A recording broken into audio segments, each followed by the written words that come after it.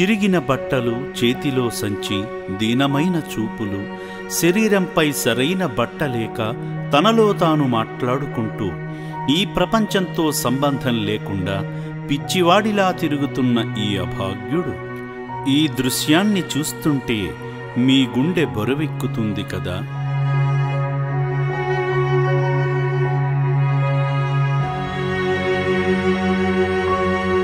నా అంటూ ఎవరూ లేక భిక్షాటన చేస్తూ ఎవరో పెట్టింది తింటున్నాడు. తాగడానికి నీళ్లే కరువయ్యాయి. ఇలా మురికి నీళ్లతో దాహాన్ని తీర్చుకుంటున్నాడు. ఇక్కడే మొదలైంది అతని కొత్త జీవితం.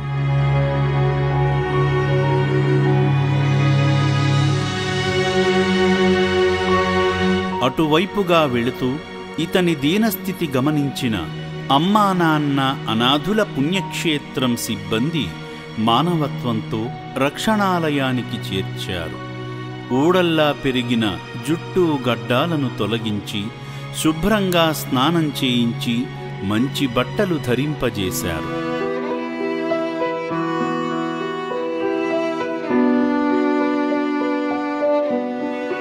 ఆశ్చర్యం కదా.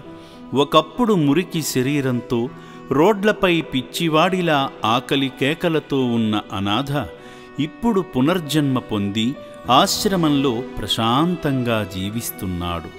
మానవత్వమే మన ధర్మమని నిరూపిస్తూ ఇలాంటి మతిస్థిమితం లేని అభాగ్యులకు అండగా నిలుస్తున్న అమ్మా నాన్న అనాథుల పుణ్యక్షేత్రానికి మీ వంతుగా తోచిన సహాయం చేయండి. మానవత్వాన్ని చాటండి.